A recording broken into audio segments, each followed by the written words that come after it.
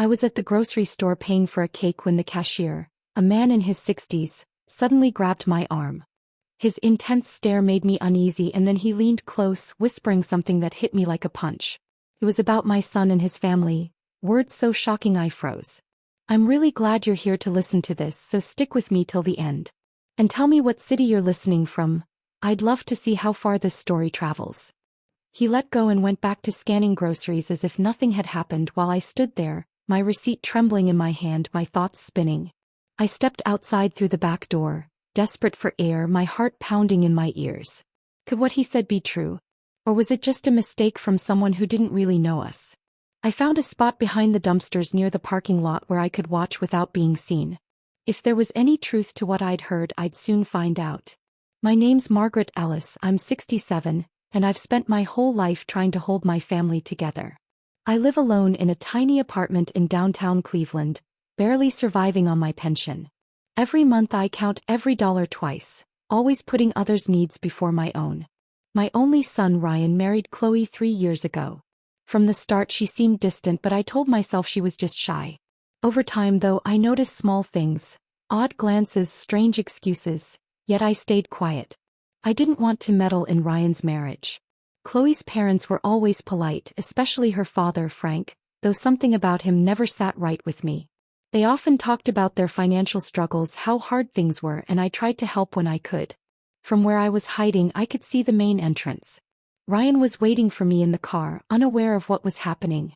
The cashier's words echoed in my mind when just minutes later I saw Frank walk out, carrying sleek black shopping bags from an upscale boutique. The gold lettering on them sparkled in the sun. My pulse quickened. He walked straight to a new shiny car, nothing like the old clunker they always complained about. The tires were spotless, the paint flawless. He placed the bags carefully in the trunk, then started chatting on his phone, looking completely relaxed, not like a man drowning in debt. I thought about all the times Chloe had called Ryan, crying that they couldn't pay rent or afford food or Frank's medical bills. And Ryan, sweet as he is, always helped. But what I saw didn't match their stories at all. A chill ran through me. Maybe the cashier had been right. Maybe they'd been lying all along. Frank ended his call and looked around, scanning the lot as if checking whether anyone was watching. His caution only deepened my suspicion. I stayed hidden. I needed proof before telling Ryan. As I crouched there, I thought back to that morning, how I'd carefully counted the few wrinkled bills I'd been saving, skipping small treats like coffee or a magazine, just to buy something nice for the family. And now, standing behind those dumpsters, I began to realize I might have been helping people who'd never really needed my help at all. I had exactly $43. Not much, but I decided to spend $20 on a nice cake from the neighborhood bakery. The rest had to last me the week. My meds, a few groceries, the basics. I showered carefully and put on my best dress, the simple one I kept for special occasions. I brushed my hair, tried to hide the grays showing more every day, and put on the fake pearl earrings my late mother once gave me. Before leaving, I looked in the mirror and saw a 67-year-old woman who'd worked her whole life, raised a son alone, and was still trying to hold together a family that seemed to care more about money than love. Ryan showed up right on time. He's always punctual, something I've admired about him. He looked a bit tense, though I figured he was just nervous about visiting Chloe's family. On the drive we made small talk. He told me about work, some issue with his boss, but avoided any mention of his wife or her parents. That struck me as odd. He usually shared everything about his marriage. When we reached Ridgeview, the area where Chloe's family lived, I asked him to stop at the grocery store so I could grab a fresh cake for lunch. Ryan offered to come along, but I told him I'd be quick. The bakery section had plenty of options and I picked a simple vanilla cake. $18, too less than planned, enough to buy a small card too. At the checkout, the cashier, a man about my age, scanned my items with a friendly smile until he noticed the name on my card. It got declined as I expected, so I paid with cash. Then he stared at me for a second, said my name quietly, Margaret Ellis, and asked if I was Ryan's mother. When I nodded, his face changed. He looked worried, even scared. What he whispered next still echoes in my mind. He told me Chloe's family often came to that store, spending hundreds on imported foods and fine meats while at the same time, constantly asking Ryan for help. He'd overheard Frank bragging that my son sent them money every month. The cashier said he'd seen Frank buying wine that cost more than I spent on groceries for a week and that Chloe often paid cash for luxury makeup and designer clothes. It didn't sit right with him seeing me count my coins for a simple cake while they threw money around. His own mother, he said, had once been taken advantage of the same way, and he regretted not speaking up. When I left the store, I was completely shaken. For years I'd trusted Chloe's family, believed their stories about bills, rent, and doctor's fees. Ryan had worked extra hours to support them and I'd helped too in my small way. But that man's words planted a seed of doubt I couldn't ignore. That's why I hid behind the dumpsters to watch. From there I could see everything. The smell was awful, but I didn't care. I needed proof. And when Frank walked out with glossy black shopping bags from an upscale store, my heart sank. The bags alone probably cost more than my groceries for a month. His clothes were spotless, his shoes shined, and the new car he loaded those bags into gleamed under the sun. Nothing about him looked like a man in financial trouble. At that moment, I realized the truth might be far uglier than I'd ever imagined. How could someone who owned a car like that need constant financial help? Watching Frank chat on his phone, I noticed how calm and cheerful he seemed. Nothing about him looked like a man drowning in debt. His relaxed posture, his confident tone, it all clicked. Every little inconsistency I'd brushed aside over the months suddenly made sense. Chloe's stories about friends treating her to dinner at fancy restaurants, the designer clothes she claimed were bought on sale, the social media photos showing a life far from the one she described.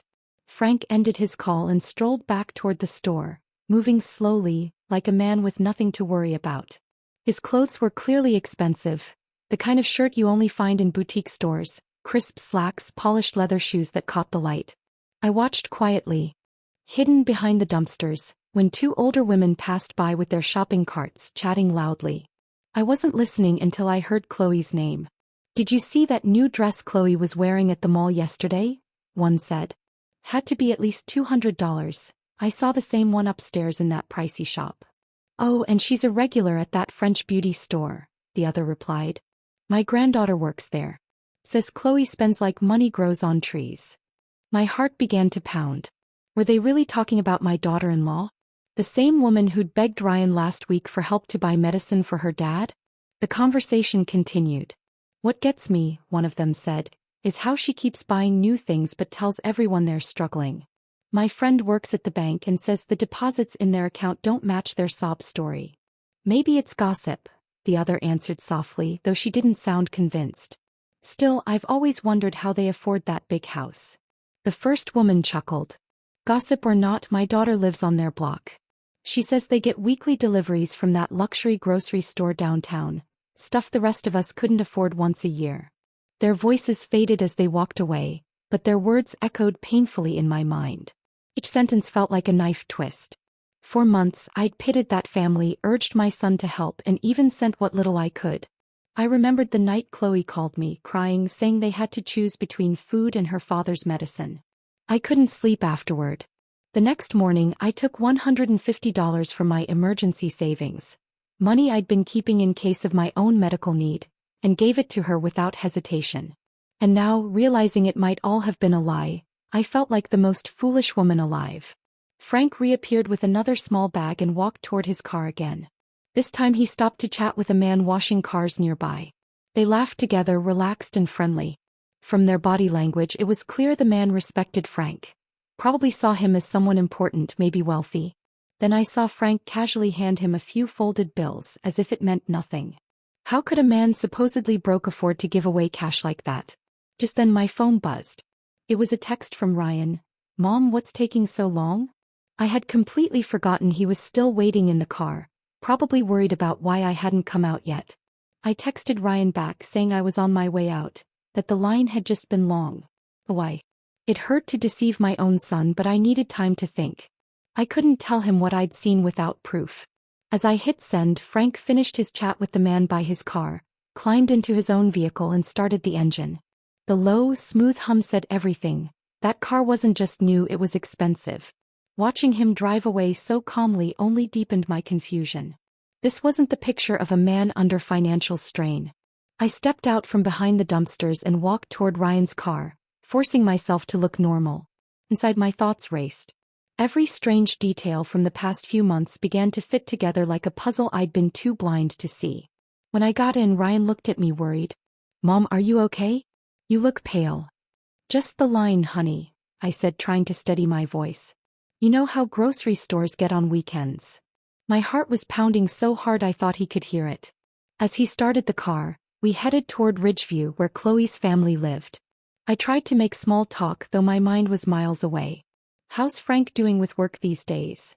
I asked, pretending to sound casual. "Last time I talked to Chloe, she said things were rough for him." Ryan sighed. "Yeah, she told me his company's been struggling and he had to cut back his hours. That's why we've been helping them more lately." I stared out the window, stunned. Nothing about that story matched what I'd just witnessed. The expensive car, the luxury bags, the carefree attitude. A man truly struggling wouldn't be handing out cash in a parking lot. "And how do you feel about that, sweetheart?" I asked softly, watching his face in the mirror. "You've been working a lot lately." "Well, Mom," he said, his voice weary but calm, "they're family now. When you marry someone, you marry into their family too. If they need help, it's my job to step up." His words broke my heart. My son, the kindest man I know, was sacrificing so much for people who clearly didn't deserve it. How long could this go on before it ruined him? We pulled into their neighborhood, quiet, tree-lined streets with tidy lawns and freshly painted houses. It wasn't Beverly Hills, but it wasn't the picture of poverty either. Their home stood out immediately.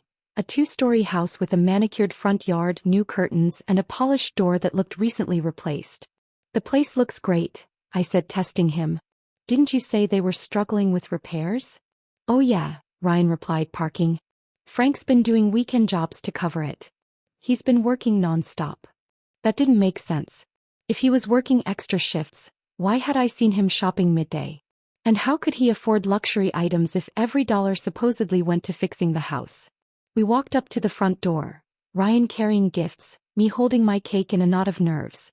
Before we could ring the bell, the door opened. Chloe stood there, glowing. For a moment I just stared. The woman before me was unrecognizable from the tired young wife I'd seen a month ago.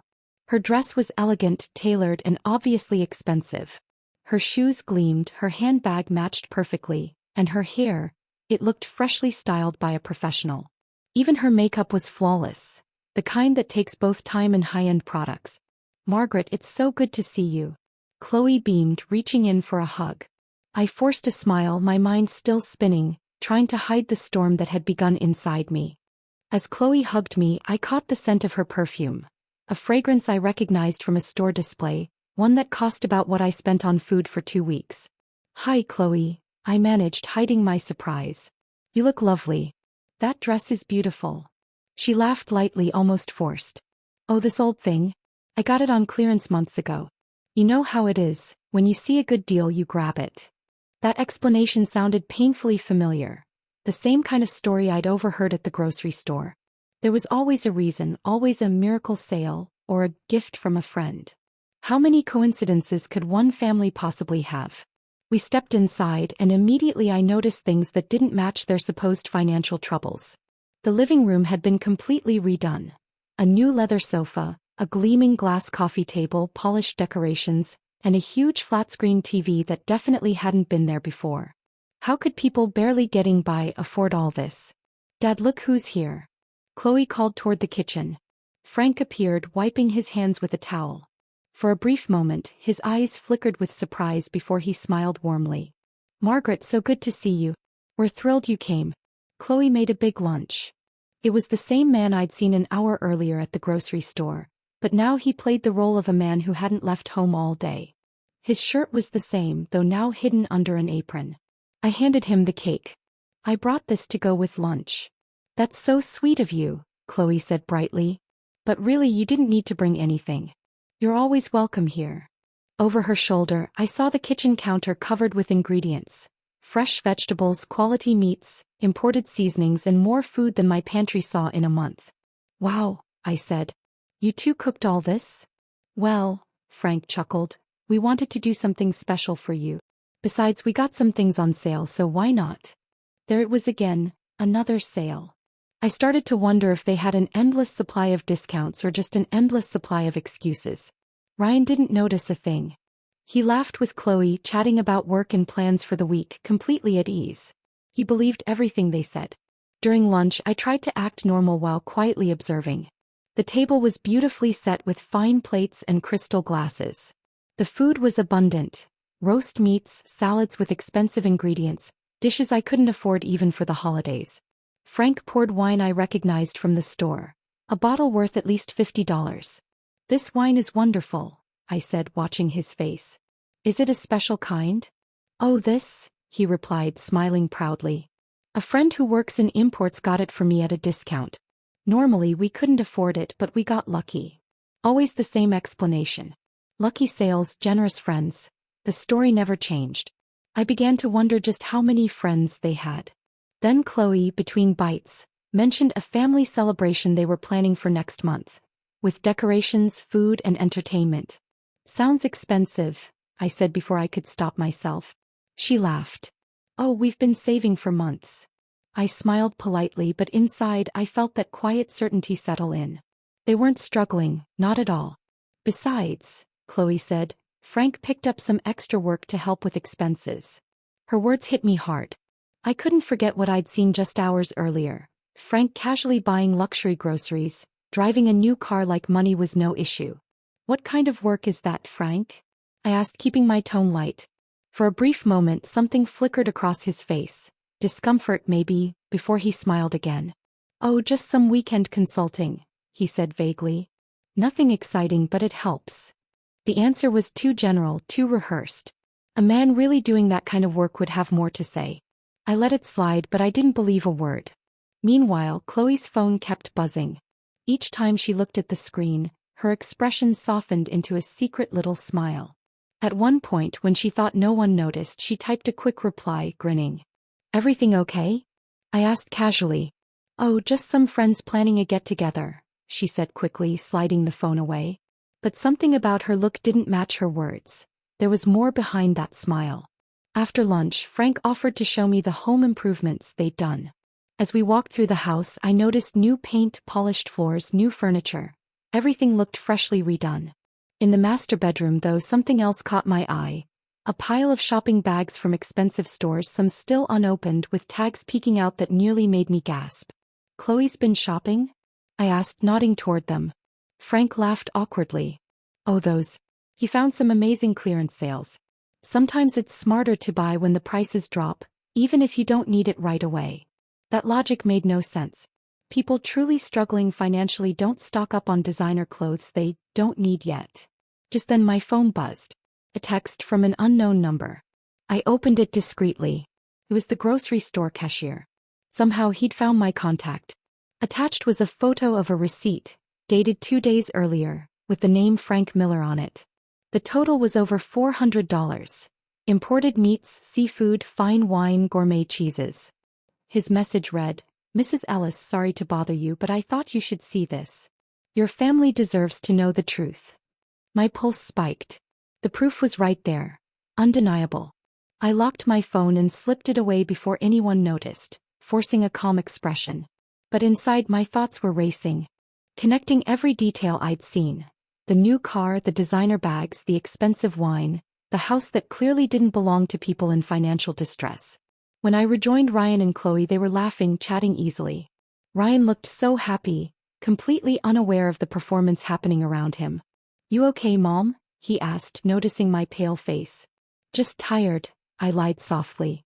"I'm not used to being out this long." Chloe immediately offered to make me tea, her voice full of false concern. I thanked her but declined. For the next hour I kept watching, cataloging every lie, every polished surface, every too-good-to-be-true story. And beneath all of it was one crushing realization. This deception had probably been going on for months, maybe years. How much had my son given them? How much had I sacrificed? When we finally left, my decision was clear. I couldn't let this charade continue. My son deserved to know the truth, no matter how much it hurt. I knew I had a responsibility now, to protect my son from being used any longer. On the drive home, Ryan kept talking about how nice the visit had been, how good Chloe's family looked. Every word cut into me. He had no idea how false that picture was. "Yes," I said quietly, forcing a smile. "They do look well. maybe a little too well for a family that's supposed to be struggling. Each mile we drove pulled me farther from their perfect little house but closer to a decision that could tear everything apart. My thoughts churned, anger, doubt, guilt, all tangled together. Ryan, meanwhile, whistled softly, relaxed and content, completely unaware that his mother had spent the day uncovering what looked like a long, deliberate deception. At a red light, he glanced at me and said, "Mom, I'm so glad you get along with Chloe's family now. I know you had doubts before, but I think you can see what good people they are." My heart ached. My son, so kind and trusting, had no idea he was being manipulated. "Ryan," I said carefully, "have you ever noticed anything inconsistent about what Chloe tells you regarding their finances?" He frowned slightly. "What do you mean, Mom?" "Well," I said slowly, "they seem to have a lot of new things. The TV, the furniture, Chloe's clothes. That kind of stuff costs money." He sighed, clearly uneasy. "Mom, I told you, Frank's been getting extra jobs. And Chloe's great at finding deals. Not everything new is expensive." "But don't you find it strange," I pressed gently, "that a family asking for help with bills can afford all those upgrades?" "They're not luxuries," he snapped, a hint of defensiveness in his tone. "They're just managing carefully, working hard. The TV's secondhand, the furniture was discounted, and Chloe's clothes are clearance finds." Every excuse he gave was word for word what I'd heard at lunch. They'd trained him to believe it. "Ryan," I tried again, keeping my voice calm, "have you ever actually seen any of those receipts or gone with her when she finds these amazing deals?" He gripped the steering wheel tighter. "Mom, why are you asking all this? Chloe's my wife. I trust her. That's what marriage is. Trust." I nodded softly. "Of course, honey. Trust matters. But sometimes, it's also wise to protect yourself from people who might abuse that trust."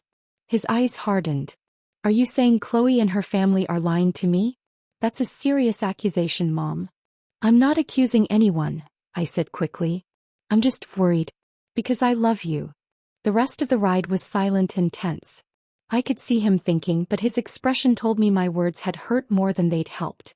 Any criticism of Chloe or her family felt to him like a personal attack. When we reached my building, Ryan helped me out, but his hug was distant. "Mom," he said quietly, "please just give Chloe's family a chance. They're doing their best." "I'll keep that in mind, sweetheart," I answered, knowing he took that as a promise, when in truth it was anything but.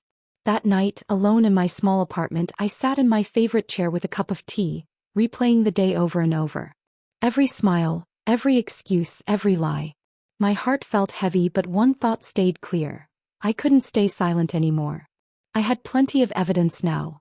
Neighbors' comments, my own observations, and that photo of the $400 grocery receipt. Still, I also had a son who believed completely that his wife's family were victims of hardship, people who deserved his help. Anytime I tried to question that idea, he shut down, defensive and hurt. That night, I sat alone with my phone, staring again at the photo the cashier had sent. Over $400 spent on luxury food, 2 days before our visit. That was more than I spent on groceries in a month. My chest tightened as I remembered all the times Ryan had come home exhausted after working overtime just to send them money, and all the times I'd chipped in what little I had, believing their lies. The anger I'd been holding in all day began to rise. It wasn't just about the money. It was the manipulation, the way they'd twisted my son's kindness, built a world of deceit, and lived off our sacrifices. The thought that they might have laughed about it behind our backs made me sick. But the hardest question remained: what to do now? I had proof, but not enough to convince a son blinded by love. If I came at him too directly, I might lose him to them completely. Yet if I said nothing, he'd keep being used, financially, emotionally, maybe for years. I decided I needed undeniable evidence. Something even Ryan couldn't explain away with discounts or extra jobs. That night before bed, I made up my mind. I wouldn't confront him again, not yet. I'd gather proof. Quietly. Thoroughly. The following days were some of the hardest I can remember. Every conversation with Ryan was an act. Pretending to be calm, hiding what I knew. Meanwhile, my mind was always working, planning.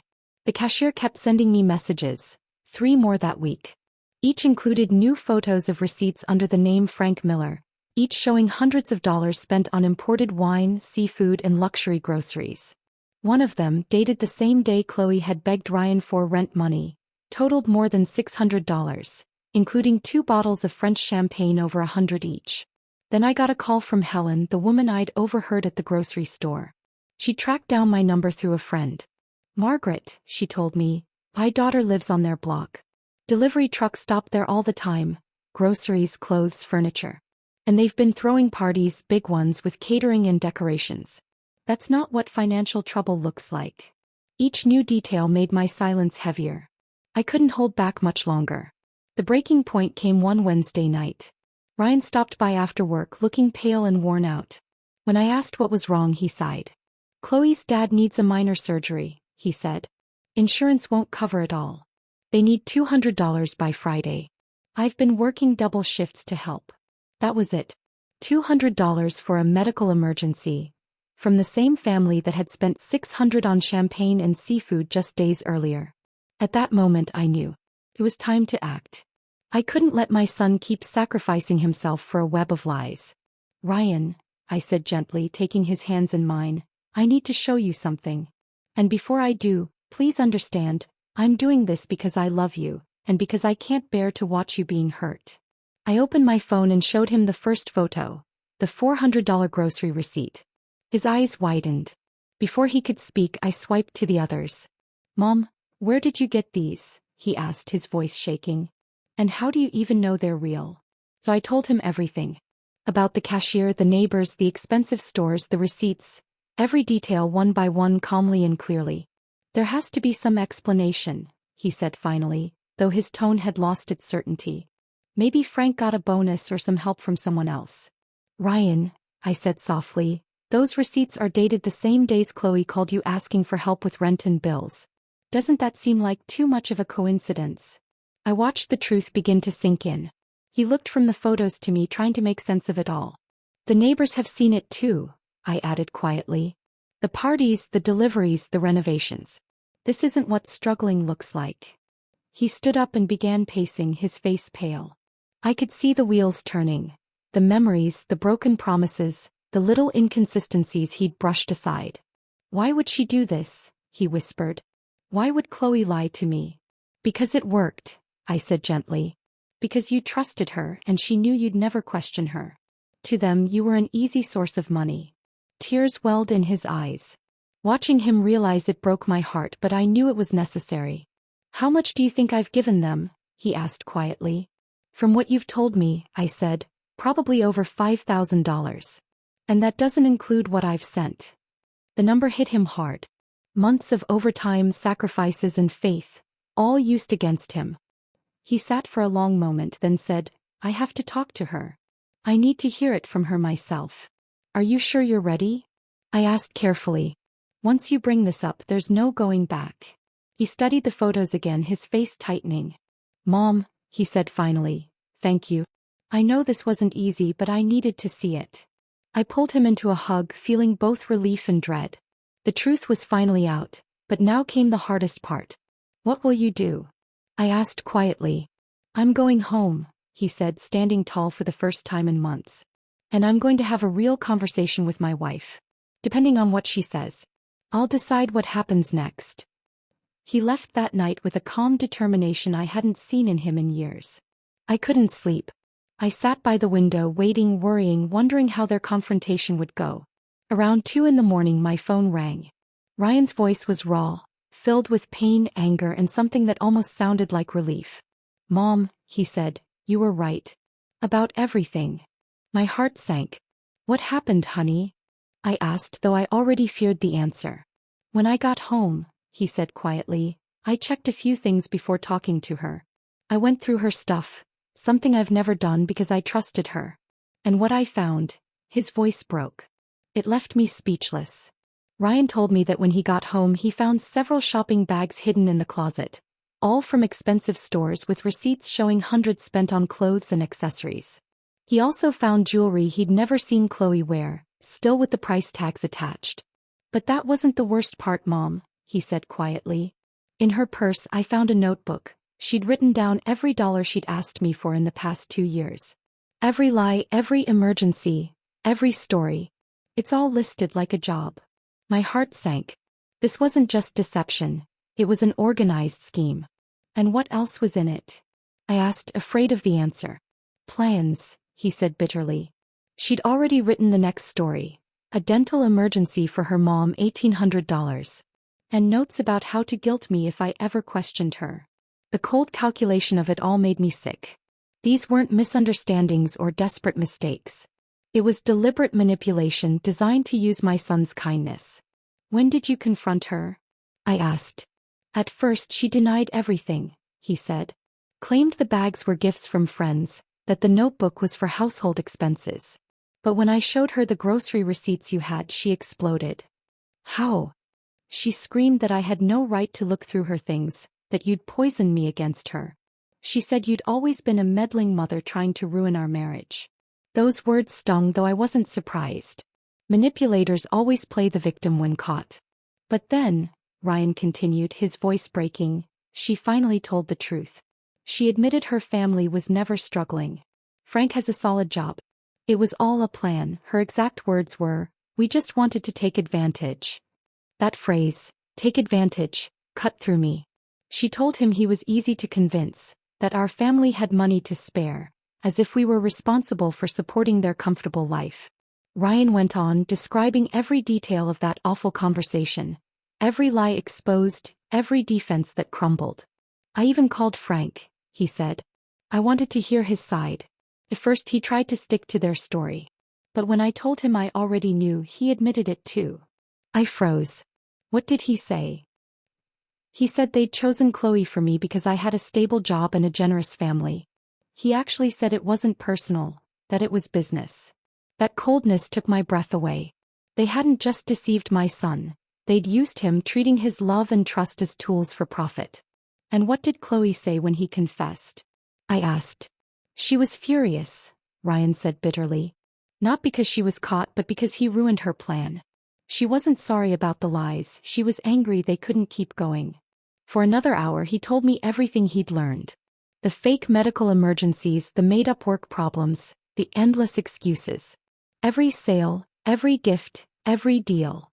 All paid for with my son's hard-earned money. What hurts most, he said finally, isn't the money. It's realizing that for 2 years I never really knew my wife. Every moment, every word, all of it was an act to keep me paying. I swallowed the lump in my throat. What will you do now, sweetheart? He took a deep breath. I told Chloe tonight that our marriage is over. There's no rebuilding trust after something like this. Tomorrow I'll start the divorce process. Though I knew it was the right decision, my heart ached for him. No one deserves to discover that the person they loved most had been deceiving them so completely for so long. I made it clear they won't get another cent from us, Ryan said firmly. And if they ever reach out to you for help, tell them exactly what I think of their methods. Of course, honey, I told him. That family will never see a dime from us again. Before hanging up, he said softly, Mom, thank you for having the courage to show me the truth. I know it wasn't easy, knowing it might destroy my marriage, but you saved me from years of being used. After I hung up, I sat alone in the dark, trying to absorb everything. The truth had finally come out, but at a painful cost. My son's marriage was over, his trust shattered, and he had to rebuild his life from the ground up. Still, I knew deep down that freedom from lies, no matter how painful, was better than living inside them. If I hadn't stepped in, Chloe and her family would have drained him completely. The months that followed were hard for both of us. Ryan moved into a small apartment near his job while the divorce went through. I stayed by his side through it all, offering what comfort I could. As the lawyers worked, more of the truth came out. Chloe had a secret bank account where she'd hidden much of the money he sent, buying jewelry and expensive items to keep up her facade of need. One night over dinner, Ryan told me quietly, Mom, the lawyer added it up. I sent them over $15,000 in 2 years. He sighed. That's money I could have used for a house or to help you or just to build my own future. The number hit me like a punch. $15,000, years of work, wasted on people who'd only seen his kindness as a way to fund their greed. But what made me proud was watching my son slowly heal. Through all the pain, he was growing stronger, wiser. During the divorce, both Chloe and Frank tried to reach me. Frank called several times, begging me to speak to Ryan, promising they'd repay everything. His voice trembled with desperation, but I could hear the same manipulation underneath. Frank, I said during the last call I ever took. You had 2 years to be honest. You chose deceit. Now you'll live with the consequences. A week later, Chloe showed up at my apartment unannounced, wearing plain clothes and no makeup, her eyes red from what looked like practiced tears. "Margaret," she said, voice trembling, "I know we made mistakes. But I really loved Ryan. Things just got out of control." I stayed calm. "Real love doesn't involve lies or manipulation, Chloe. What you did wasn't love. It was exploitation dressed up as affection." She shifted tactics again and again. The guilty victim, the desperate wife, the misunderstood daughter-in-law, but I'd seen it all before. "The money you took," I told her quietly, "wasn't just money. It was my son's trust, his future, his faith in the people he loved. You can't return that with apologies." After an hour of failed attempts, her expression hardened. "I always knew you were the problem," she said coldly. "Ryan would have been happy if you hadn't interfered." "Maybe," I replied evenly. "But he'd have been happy while being used. I'd rather see him hurt for a while than live blind to the truth." That was the last time I ever saw her. Helen told me later they'd moved out of Ridgeview within weeks, too ashamed to face the neighbors who'd learned the truth. Ryan's recovery was slow but steady. At first he blamed himself for being too trusting. But with time he began to see that generosity isn't weakness. It's strength when balanced with wisdom. Over dinner one evening he smiled faintly and said, "You know, Mom, I've realized something. Generosity has to walk hand in hand with wisdom. And trust, it has to be earned, not just given." I reached across the table and squeezed his hand, feeling a quiet peace I hadn't felt in months. He was healing. We both were. With the money he no longer had to send to Chloe's family, Ryan finally began rebuilding his life. He opened a savings account, started investing in his career, and for the first time in years he could enjoy small comforts without guilt. He even insisted on helping me, bought me a few new appliances and brought groceries that didn't come with worry or sacrifice. "It's funny," he said one evening as we shared dinner. "All that time I was trying to help people who didn't need it, while the one person who truly deserved my help, you, never asked for anything." His words touched me deeply.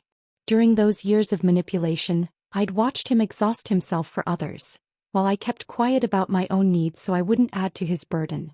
6 months after the divorce, Ryan found balance again. He'd become more cautious without turning bitter, wiser without losing kindness. "Mom," he said during one of our Sunday walks through the park, "thank you again for showing me the truth. I know that must have been hard." "Son," I told him, "a mother's duty isn't only to love, it's to protect. Even when it hurts." Eli, the grocery store cashier, became an unexpected friend. One afternoon he stopped by to ask how everything had turned out, and we ended up talking for hours about the importance of speaking up, even when it's uncomfortable. "You know, Mrs. Ellis," he said before leaving, "my mom went through something similar. Nobody warned her, and by the time she found out, she'd lost everything. That's why I told you. Some truths hurt, but silence hurts more." Now when I look back, I feel both pain and pride. Pain for what my son endured, pride for how he faced it. I learned that real love sometimes means daring to speak the hard truths, to confront lies head-on, and to protect the people we love, even when it shatters illusions. That day in the grocery store when I chose to listen instead of look away changed our lives forever. It was one of the hardest choices I've ever made, but one of the rightest. Today Ryan is stronger, wiser, and far more aware of his own worth. He's no longer the man who could be easily manipulated, but someone who knows how to guard his heart while keeping it open. And I, Margaret Ellis, at 69 years old, learned that it's never too late to be brave, to stand for what's right and protect the ones who matter most. Because true justice doesn't always shout. Sometimes, it simply acts quietly and wisely out of love. 2 years have passed since that day in Cleveland that changed everything.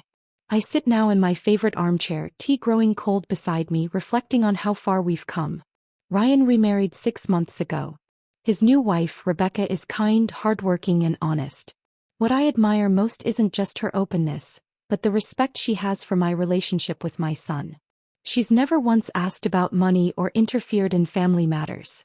The first night she came for dinner, she brought groceries and said with a smile, "Mrs. Ellis, I'll never ask you or Ryan for money. I believe in earning what I need." Her words brought tears to my eyes, a reminder of how deeply those old wounds had shaped us. The healing wasn't easy. Ryan went through dark moments, questioning whether he'd ever trust again. Some nights he'd call and ask, "Mom, how will I know next time? How do I tell real love from manipulation?" Those conversations broke my heart, but I also saw the man he was becoming: thoughtful, grounded, and resilient. And now, as I watch him build a new life with someone who truly values him, I know the pain was not in vain. We both learned that love built on truth is stronger than any illusion built on lies. During the first year after the divorce, Ryan created what he called his verification system. Before helping anyone financially, he'd ask for documentation, check sources, and take time to see if their stories made sense. At first, I worried he'd become too distrustful, but I soon realized he'd simply learned balance, pairing his generous heart with hard-earned wisdom. He no longer gave out of impulse, but after thoughtful consideration.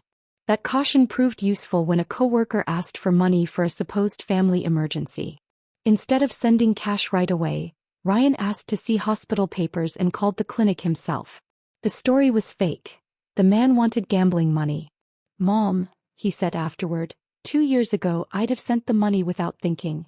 Now I understand, verifying isn't distrusting. It's protecting yourself from people who prey on kindness." His words filled me with pride. I too had to process my own guilt. For months, I replayed everything, wondering how much pain and money we might have saved if I'd spoken up sooner. But with time I understood, I'd acted when the truth was undeniable. Any earlier and my son might not have believed me. Eli, the grocery store cashier who first warned me, became a close family friend. He and his wife, Marlene, visit often. One afternoon over coffee he told me, "You know, Mrs. Ellis, what I admire most is how you handled it. Most people would have screamed or sought revenge. You just showed the truth and let it speak for itself." His words stayed with me. I'd learned that quiet dignity is more powerful than loud revenge. I never wanted to hurt Chloe or her family, I just stopped letting them hurt us. Helen, the neighbor who'd shared information, also became a dear friend. Over lunch, she told me her son-in-law worked in social services and often saw similar scams: families exploiting generous relatives to fund their lifestyles. Hearing that helped me understand we hadn't been foolish, just targeted by people skilled at manipulating love.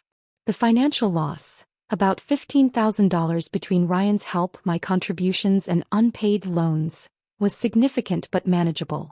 Once the money stopped flowing, our situation improved quickly. Ryan began saving for a house and soon invited me to live with him and Rebecca.